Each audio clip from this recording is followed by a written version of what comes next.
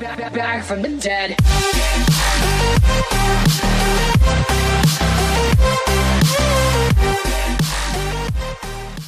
Ladies and gentlemen, my name is Mickey C and welcome to another League of Legends video. Now recently a player on the North American server has received some attention thanks to his 95% win rate on his Smurf account, which is pretty much a Yasuo only account. He has played a few other games with some other champions, but he does have a 95% win rate. It's actually dropped down to 93% win rate, as you can see there on the screen.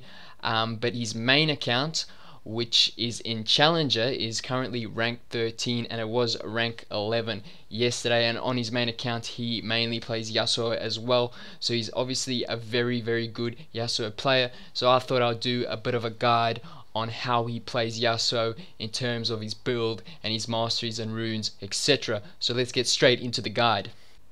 Actually, before we get into the guide, I forgot to mention this guy actually has a stream, a Twitch stream, so I'll link that stream in the description and you guys can go check him out. He said he's going to start streaming in the near future, in like 1 to 2 weeks, so go follow him on Twitch if you're interested in watching any of his gameplays.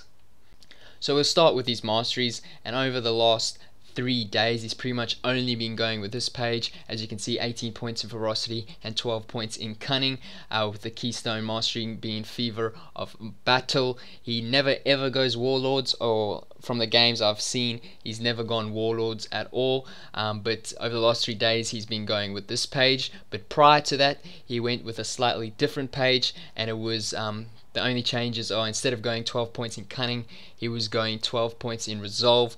So maybe with the new mage update he's decided to switch it up a little bit, or maybe he's just trying out a new mastery page. I'm not exactly sure, but either way both pages are probably pretty good to go with. If you want some more defensive stats, I would recommend the 12 points in resolve. If not, you can go with the 12 points in cunning instead.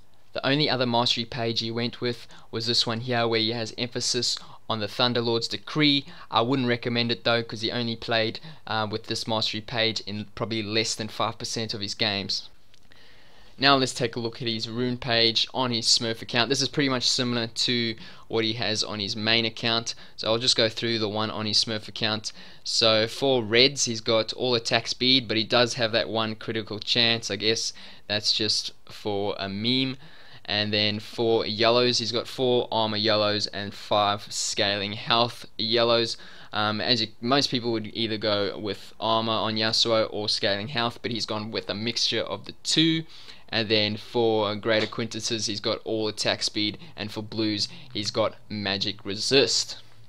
So moving on to his summoner spells. Now in the mid lane he would either take exhaust or ignite, and he would take exhaust against champions such as Talon, Zed, Annie, Fizz, Victor and Riven, and then he would take ignite against Azir, Twisted Fate, Gangplank and LeBlanc.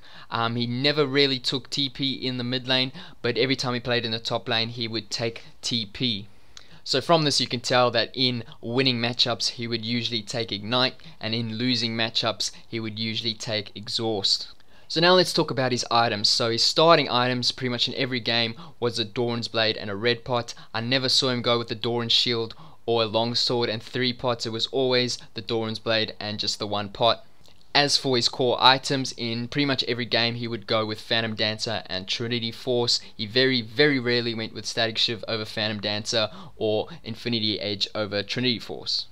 But it should also be noted that Phantom Dancer and Trinity Force weren't always his first 2 items. So for example, against an AP champion such as Fizz or Annie, who rarely beats Yasuo in lane, he would often go with a Zeal followed by a Hex Drinker and then into a Phantom Dancer, or sometimes he will even go with the Hex Drinker first item and then into a Zeal followed by the Phantom Dancer or maybe Trinity Force. And another situation he would do this in is if his enemy laner is AP and so is the enemy jungler, he would go with this similar route. So for example, in this game you can see on screen he's up against Lissandra and the enemy jungle is Fiddlesticks and the top laner was Echo as well, so those are 3 AP champions. So in this game he went with a Zeal followed by a Hex Drinker into a Phantom Dancer, then a Trinity Force, and then he got a Banshee's Veil, and then he moved into a QSS to upgrade later into a Mercurial Scimitar. So that's an example of a build against a heavy AP team, but against a heavy AD team he would look to go for either a Randuin's or a Sunfire Sunfire Cape.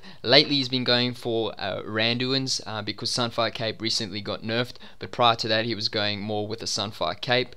Sometimes if they got a lot of AD he would go for both items, and occasionally in like 1 or 2 games I've seen him go for a Dead Man's Plate or Guardian Angel as well. As for boots, against heavy CC teams he would go with Merc Treads, and against teams with a lot of auto attacks he would go with Tabbies. The only other boots he would go with is Swifty boots, and I've never seen him go with Berserker Greaves, so he just sticks to those 3 boots, and for the most part it is probably Merc Treads followed by Tabbies and then Swifty boots. Finally, he would often go for a Frozen Mallet as a 4th or 5th item, which is pretty interesting. Most other Yasuo players wouldn't really go for a Frozen Mallet, so he much prefers the Bruiser type Yasuo build. He doesn't really like the Glass Cannon Yasuo build or the Full Tank Yasuo build. So in conclusion, he would adapt his build to the game he's up against, but for the most part his 2 core items are Phantom Dancer and Trinity Force, and his most common final item build would probably be Phantom Dancer, Trinity Force, Mercury Treads, Maul of Malmortius, Frozen Mallet, and a Mercurial Scimitar.